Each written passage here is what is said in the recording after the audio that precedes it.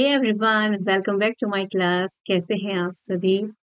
जैसे आपको पता ही है कि आजकल नवरात्रियां चल रही हैं, तो आपकी नवरात्रि शुभ हो। Happy Navratri to all.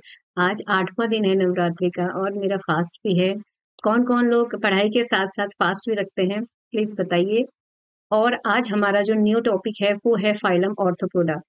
हम एनिमल किंगडम में एक एक करके सारे फाइलम को कवर करते चल रहे हैं, जिसमें हमने प्रोटोजोआ, पोरीफेरा, सिलेंट्रेटा, निडेरिया और प्लेटीहेलमिन्थीज, एस्केहेलमिन्थीज, एनेलिडा और आज हम पहुंच गए हैं ऑर्थोपोडा में। और ऑर्थोपोडा बहुत बहुत बहुत ज्यादा इंपॉर्टेंट है, वेरी वेरी इंपॉर्टेंट, क्योंकि इससे बहुत सारे क्वेश्चंस बनते हैं, क्योंकि इसमें ये बहुत बड़ा फाइलम है। ठीक है, बहुत बड़ा कहने का मतलब ये है कि अभी तक के जितने भी पूरे वर्ल्ड में जितने भी एनिमल मतलब हुए हैं, तो ये सबसे ज्यादा, इनकी संख्या सबसे ज्यादा है। तो अब इनका नाम अब ऑर्थोपोडा क्यों पड़ा? ठीक है, ऑर्थोपोडा इनका नाम क्यों पड़ा? क्योंकि ऑर्थो मतलब होता है जॉइंट्स। ऑर्थो मतलब क्या होता है? जॉइंट्स। और पोडा मतलब होता है लेग, यानी अपेंडेजेस। कि इसका मतलब आपको इस फिगर से समझ आएगा। ये है एक कॉकरोच का लेग। ठीक है, कॉकरोच का लेग है। कॉकरोच किस में आता है? इंसेक्ट है। एक इंसेक्ट है, और इंसेक्ट किस में आते हैं? ऑर्थोपोडा में। तब मैंने आपको एक एग्जांपल दे रखा है ऑर्थोपोडा का। अब ये जो ऑर्थोपोडा का लेग है ना, ये देखो, ये देखो, इसमें कितने सारे पोर्शन है। एक ये वाला है, एक ये वाला है, एक ये वाला है, एक ये वाला है। ठीक है, इसका मतलब जो ये ऊपर वाला हिस्सा है इसको कह रहे हैं कॉक्सा। और उसके नीचे एक छोटा सा पार्ट होता है जिसको कहते हैं ट्रेसेंटर। और एक ये यहाँ पर से यहाँ तक ऐसी लंबी सी दिखती है जिसको कहते हैं फीमर। फिर होती है टीबिया और फिर होती है टार्सस। ठीक है, ये याद रखने हैं, क्योंकि ये कॉकरोच तो हम बाद में पढ़ेंगे ही। अभी मैंने ये क्यों बताया ये अभी बताती हूँ। अब जो ये कॉक्सा है, फीमर है, टीबिया है, टार्सस है, ट्रेसेंटर है, इसका मतलब क्या है? ये दोनों आपस में किससे जुड़े हैं? जॉइंट से। ये देखो, एक जॉइंट यहाँ पर है, एक जॉइंट यहाँ पर है, एक जॉइंट यहाँ पर है। और जो टार्सस होती है ना, वो छोटे छोटे जॉइंट से जुड़ी रहती है। इसमें 5 इस तरीके से वो जुड़े रहते हैं, और वो सब किससे जुड़े रहते हैं? जॉइंट से। तो इसका मतलब ये जो लेग है ये बहुत सारे जॉइंट से मिलकर बना है। हम इसलिए हम कह रहे हैं कि ऑर्थो मतलब जॉइंट और पोडा मतलब लेग। मतलब कि जिसके लेग में बहुत सारे जॉइंट्स हैं, उसको हम कह रहे हैं ऑर्थोपोडा।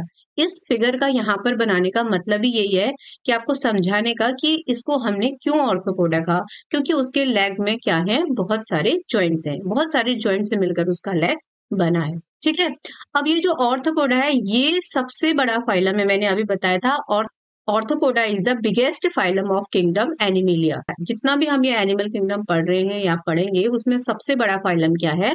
ऑर्थोपोडा। लगभग 2/3 of all name species on arthropoda. Arthropoda, इस अर्थ में ऑर्थोपोडा लगभग क्या है? 2/3 स्पीसीज है इनकी। मतलब लगभग लगा लो, इस पूरे जितना भी हमारा जितनी भी अर्थ है उसमें ऑर्थोपोडा की संख्या कितना है? 2/3। मतलब लगभग 65-66-67% लगभग बन रहा है। तो इतना पूरे क्या है? ये ऑर्थोपोडा है। तो सबसे ज्यादा क्या है? ऑर्थोपोडा। तो इसमें सबसे इम्पोर्टेंट चीज है कि बिगेस्ट फाइलम आगे तो ऑर्थोपोडा। कितनी स्पीसीज है? ये मोर देन ही है, कम नहीं है, इससे ज्यादा ही है। लगभग मतलब 66% कुछ बन रहा है, उससे ज्यादा ही क्या है? ऑर्थोपोडा है।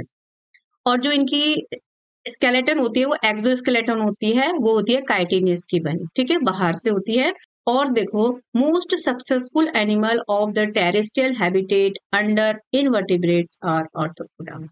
जब हम पढ़ रहे हैं कि इनवर्टिब्रेट में सबसे ज्यादा जो सक्सेसफुल है, मतलब कि हम ये कहना चाह रहे हैं कि टेरेस्ट्रियल में तो और भी बहुत सारे हैं ना, क्योंकि इन्होंने इतनी हिम्मत दिखाई कि ये टेरेस्ट्रियल भी हो गए हैं।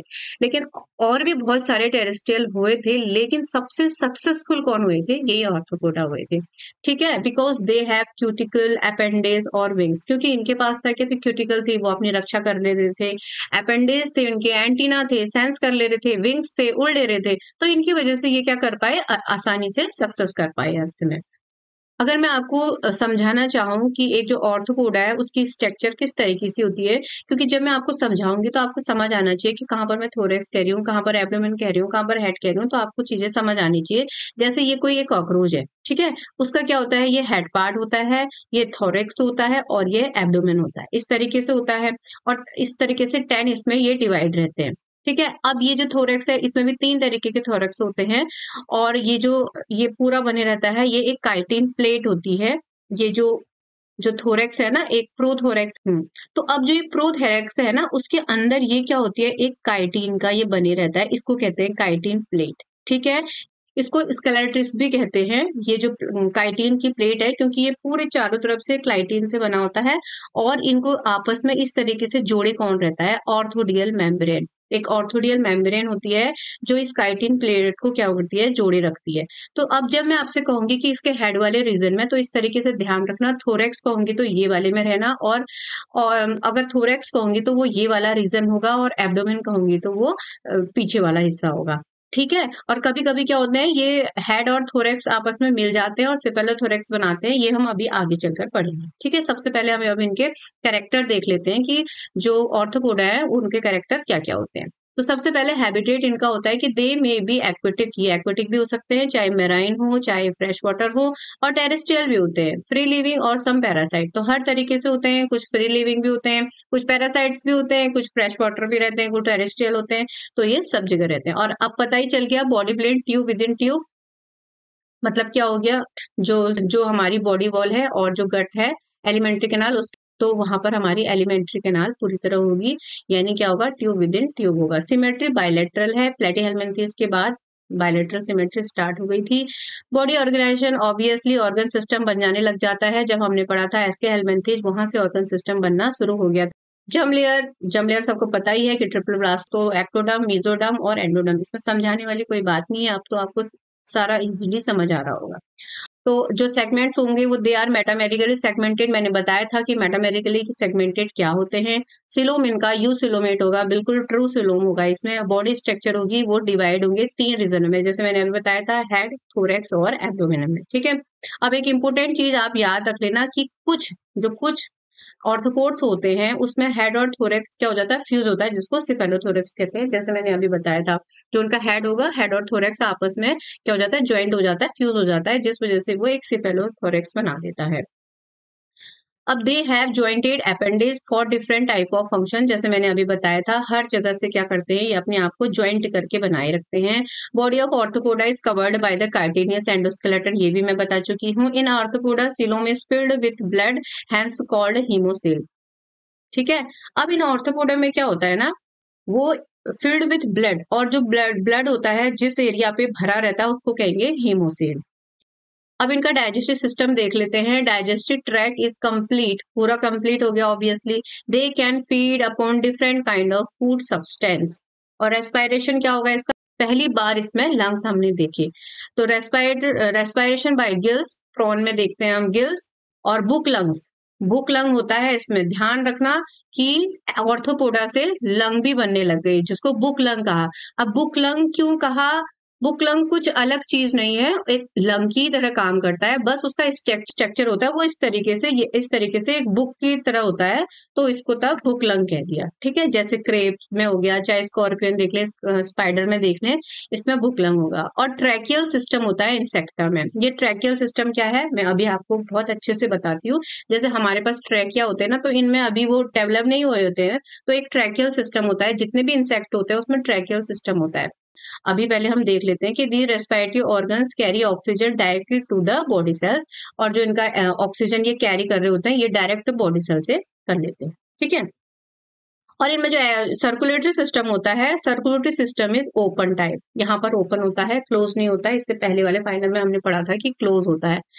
यहाँ पर होता है blood flowed into open tissues space and haemocoel instead of blood vessel. यहाँ पर ब्लड वेसल्स नहीं होती है, कोई भी कैपिलरीज नहीं होती है। देखो कैसे, जैसे ये कॉकरोच है, यहाँ पर इसका हेड है और ये पूरा क्या है, यहाँ पर थोरेक्स वाला पार्ट है और ये पूरा एब्डोमिनल। अब यहाँ पर क्या होंगे, याद रखना, ये एक इंपॉर्टेंट क्वेश्चन भी है कि जो कॉकरोच होता है उसमें कितने हार्ट होते हैं, चैम्बर, 13 चैम्बर्ड हार्ट होता है उसमें। और यहाँ पर से क्या होता है, इस तरीके से देखो, 1 2 3 4 5 6 7 8 9 10 11 12 13 इसके हार्ट है।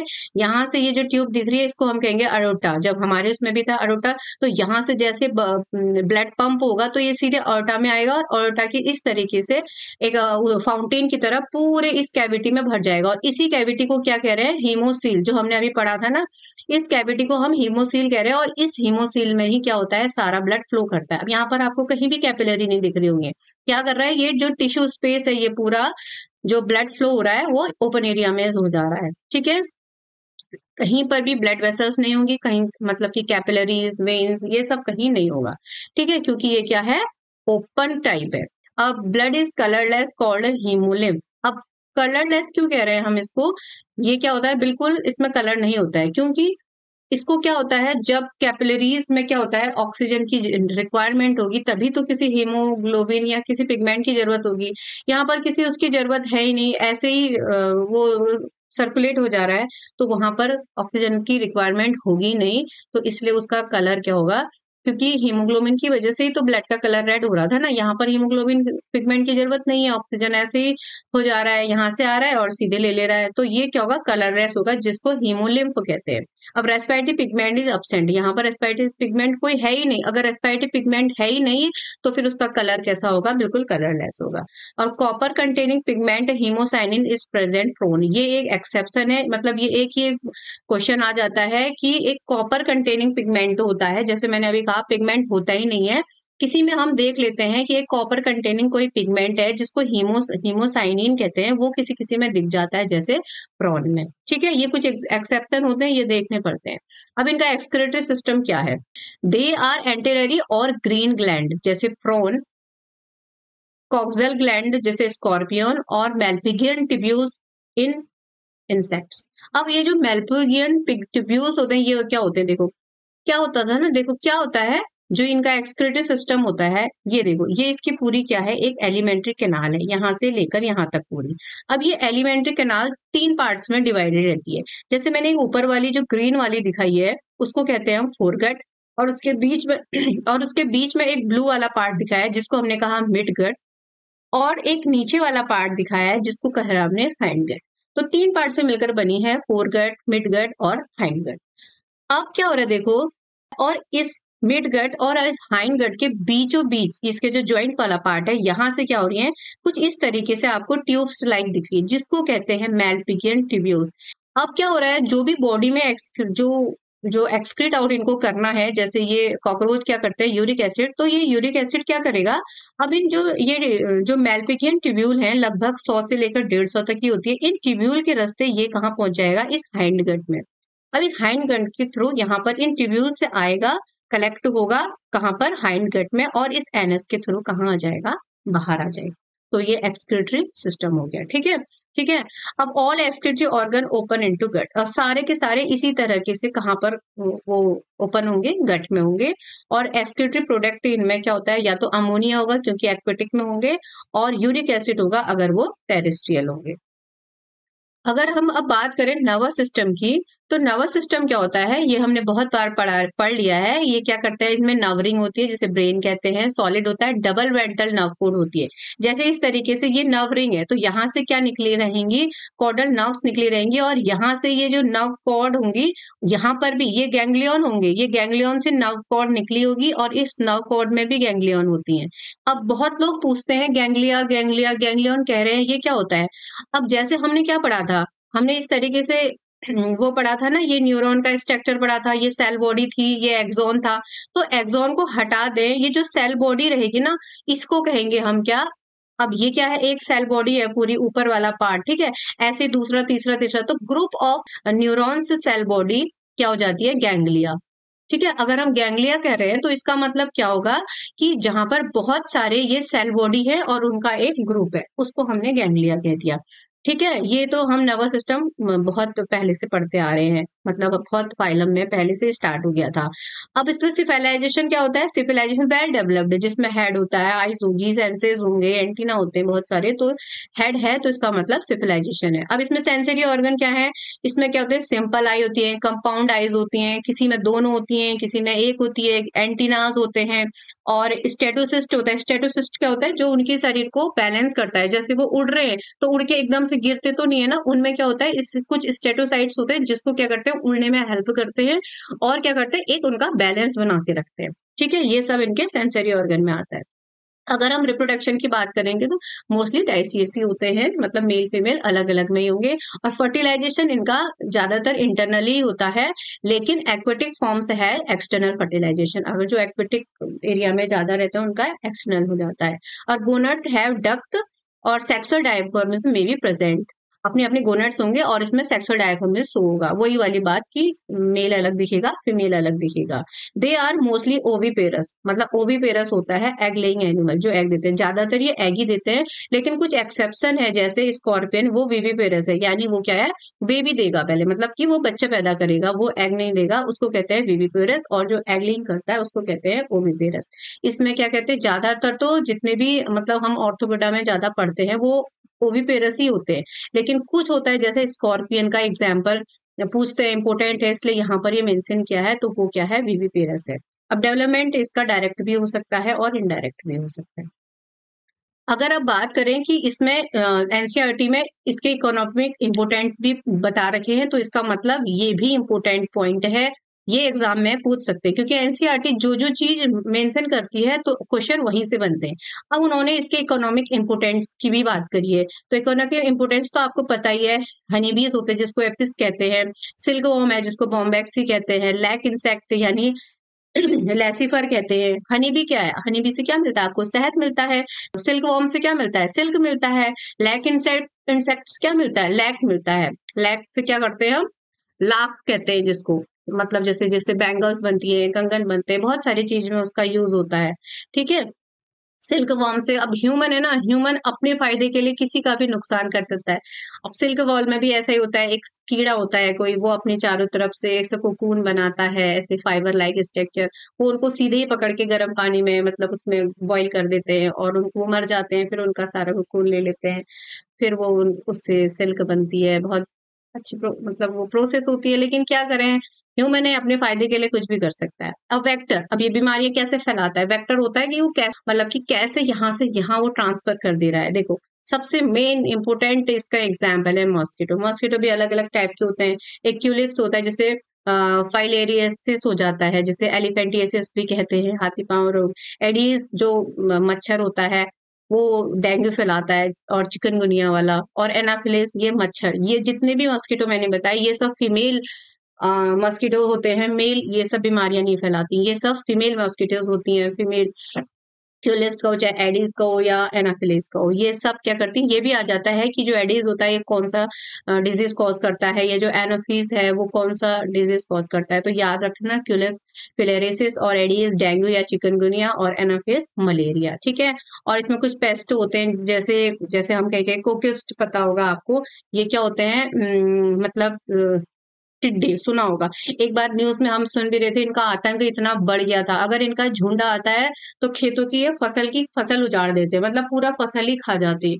तो इनका ऐसा झुंड होता है, इनको कहते हैं ग्रेग्रियस। अब ग्रेग्रियस क्या होता है, ग्रेग्रियस मतलब होता है कि जैसे जैसे एक हनी बी का ग्रुप है, ठीक है, हनी बी का भी ग्रुप है और टिड्डो का भी ग्रुप है। इन दोनों ग्रुप को, मतलब सेम ग्रुप नहीं है, क्योंकि जो हनी बी है वो क्या है, आपस में जो हनी बी बनाते हैं, हनी बनाते हैं, तो उनमें अपना लेबर ऑफ वर्क होता है, मतलब कि टीम टीम वर्क चलता है वहां पर। कुछ कुछ कर रहे होते हैं, कुछ हनी बीज कुछ कर रहे होते हैं, कुछ हनी बीज का कुछ काम होता है, तो वो एक कर रहे हैं, जहां भी जा रहे हैं ग्रुप में जा रहे हैं। लेकिन टिड्डों का ऐसा ऐसा नहीं है, वो ग्रुप में तो जा रहे हैं लेकिन वो अलग भी हो जाएंगे, तो फिर वो उनसे कोई मतलब नहीं है। लेकिन इन जो हनी बी है उनकी एक अपनी प्रोसेस है, वो बिल्कुल टीम में काम करते हैं। लेकिन इनका ऐसा कुछ नहीं है, ये आएंगे खाएंगे और चले जाएंगे, बाकी अलग अलग जगह पे चले जाएंगे, इनका ग्रुप से कोई लेना देना नहीं है। लेकिन अगर वो ग्रुप में आएंगे तो उसको कहेंगे ग्रेगरियस। ठीक है। ये इस तरीके से इनमें क्या हो जाती है, कुछ अच्छी भी होते हैं हमारे लिए, तो कुछ इस तरीके से हमारे हमारे हार्मफुल भी है हमारे लिए। अब हम पढ़ लेते हैं क्लासिफिकेशन। क्लासिफिकेशन का जो ऑर्थोपोडा का क्लासिफिकेशन है वो थोड़ा सा लंबा है, और मतलब हमें सबके बारे में एक एक करके पढ़ना है। अब इनको भी हमने 7 क्लासेस में बांटा है। ठीक है, ऑर्थोपोडा को हमने 7 क्लासेस में बांटा है। तो जो सबसे पहला फाइलम है वो है मेरिस्टोमेटा, उसके बाद है आर्किनीडा, उसके बाद है क्रस्टेशिया, उसके बाद है डिप्लोपोडा, उसके बाद है चीलोपोडा, उसके बाद है हेक्सोपोडा, उसके बाद है ऑन्कोपोडा। ठीक है। इसका मतलब हम इतने सारे क्लासेस को अब वन बाय वन पढ़ेंगे। सबसे पहले हमने पढ़ा है पेरिस्टोमेटा। इसमें क्या होता है, it include primitive aquatic arthropoda. इसमें क्या होता है, जो पुराने एक्वेटिक ऑर्थोपोडास हैं, मतलब जो जैसे शुरुआत हुई होगी ऑर्थोपोडा की, वो आते हैं इसमें। इनका रेस्पिरेशन वही बुक गिल से होता है, एक्सक्रीशन इनका कॉक्सल ग्लैंड से होता है, डेवलपमेंट इनमें इनडायरेक्ट होता है। ये लिमिनस, ये एग्जाम्पल है, जैसे जो किंग क्रैब होता है, इसको हॉर्सशू भी कहते हैं, ये लिविंग फॉसिल है। ठीक है, एग्जाम्पल आ जाता है कि लिविंग फॉसिल कौन है, हॉर्सशू, जो कौन है, किंग क्रैब। ठीक है, दूसरा अगर हम पढ़ेंगे तो होगा आर्किनिडा। ये क्या है, ऑक्टापोडा कहते हैं इसको। ऑक्टा मतलब जिसमें 8 पैर होते हैं। ठीक है, 8 पैर वालों को कहेंगे ऑक्टापेडा, जिसका नाम है आर्चिनिडा। इसमें क्या है, देखो, इसमें जो हेड और थोरेक्स होते हैं ना, वो फ्यूज होके क्या बना लेते हैं, मैंने अभी बताया था, सिफेलोथोरेक्स। तो कुछ ऑर्थोपोडा ऐसे हैं जो और अपना हेड और थोरेक्स क्या होते हैं, फ्यूज कर लेते हैं और वो सिफेलोथोरेक्स बनाते हैं। तो अब है one pair chelicerae and one pair pedipalps are present for feeding. अब इसमें 2 पेयर तो क्या होंगे, कैलिगेरी होंगे, और 2 पेयर क्या होंगे, इसमें पैडीपोलिस होंगे, और अपने खाने के लिए। ठीक है, for feeding. One pair chelicerae and one pair pedipalps are present for feeding. ठीक है, इसमें क्या होंगे, दो दो आगे साइड क्या होते हैं, कैलिकेरी, और 2 पीछे पैडीपोपिस क्या होते हैं, वो खाने के लिए होते हैं। और फिर 4 pair of walking legs are present, and octopoda. जैसे ये क्या हो गया, थोरेक्स हो गया, ये एब्डोमिनल वाला पार्ट है, तो इसमें 1 2 3 4 और 1 2 3 4 इस तरीके से क्या होंगे, 4 पेयर क्या होंगे, वॉकिंग लेग्स होंगे, जिनको ऑक्टापेडा कह रहे हैं, क्योंकि इसमें ऑक्टा मतलब 8, यानी इसके 8 लेग्स होंगे। यहाँ पर एंटीना इज अब्सेंट, इसमें क्या होते हैं, एंटीना नहीं होते हैं। ठीक है, और रेस्पिरेशन इनका ट्रैकिया से होता है, ट्रैकिया को ही बुक लेंथ कहते हैं। ठीक है, एक्सक्रीशन इसमें कॉक्सल ग्लैंड से होता है, जिसको मैलपिगियन ट्यूब्यूल्स कहते हैं। या तो कॉक्सल ग्लैंड से होगा, या मालपिगियन ट्यूब्यूल से होगा, या दोनों से भी हो सकता है। और मालपिगियन ट्यूब्यूल्स क्या होती है, ये मैंने समझा दिया है। और इसमें जो डेवलपमेंट होगा वो डायरेक्ट होगा। और अगर हम इसके एग्जाम्पल की बात करें तो स्कॉर्पियन।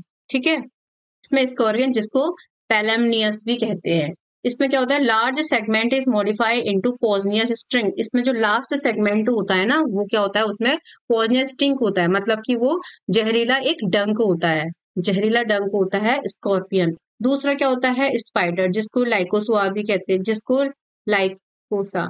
और दूसरा एग्जाम, पहला क्या हो गया, स्कॉर्पियन, दूसरा हो गया स्पाइडर, जिसको लाइकोसा कहते हैं।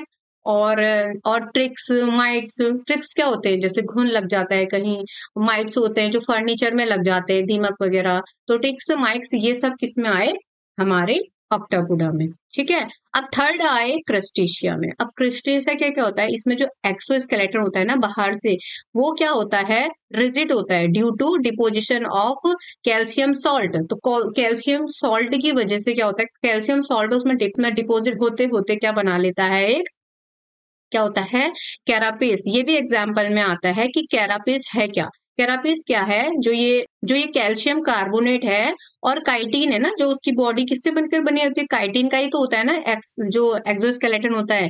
ये काइटिन में अगर कैल्शियम कार्बोनेट होते रहेगा इस पे, तो ये दोनों मिलकर क्या बना लेते हैं, कैरापेस बना लेते हैं। ठीक है, body is divided into 2 parts, cephalothorax और एब्डोमिनल। यहाँ पर हेड और थोरेक्स नहीं है, दोनों फ्यूज हो जा रहे हैं, तो सिफेलोथोरेक्स और एब्डोमिनल में होगा।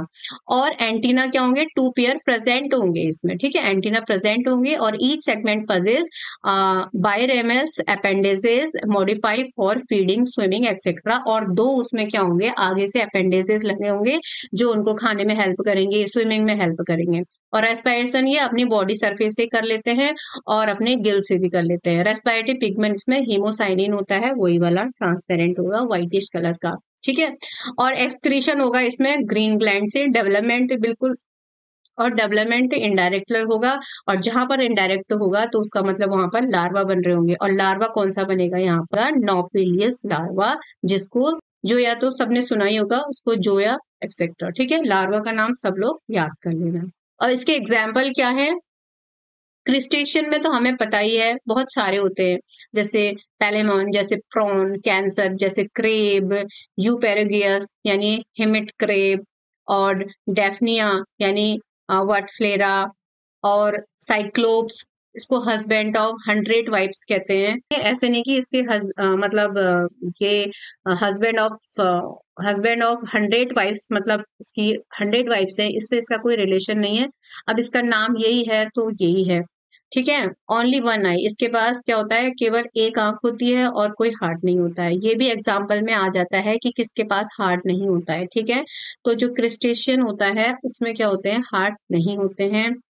एस्टिकेरस मतलब क्या होता है, क्राइफिश। तो इसका मतलब प्रॉन, क्रैब और ये सब चीजें किस में आती है, क्रिस्टेशियन में आती है। तो अब हम नेक्स्ट पढ़ेंगे डिप्लोपोडा। डिप्लो से नाम ही पता चल रहा है, डिप्लो माने दो और पोडा मतलब जिसके दो पैर होंगे। Worm like body with head, thorax and abdomen. यहाँ पर ये तीनों हमें साफ साफ दिखते हैं, यहाँ पर कोई फ्यूज नहीं होता है। हेड भी दिखता है, थोरैक्स भी दिखता है और एब्डोमिन भी दिखता है। Each abdominal segment possess 2 pair of leg. तो इसमें क्या होगा, जो एब्डोमिनल वाला पार्ट है ना उसमें 2 तरीके के लेग प्रेजेंट रहते हैं और इसमें किसी भी तरह का जो स्टिंग होता है पॉइजनस वो नहीं होता है। और एक्सक्रीशन वही मालपिजियन ट्यूब्यूल से ये करते हैं।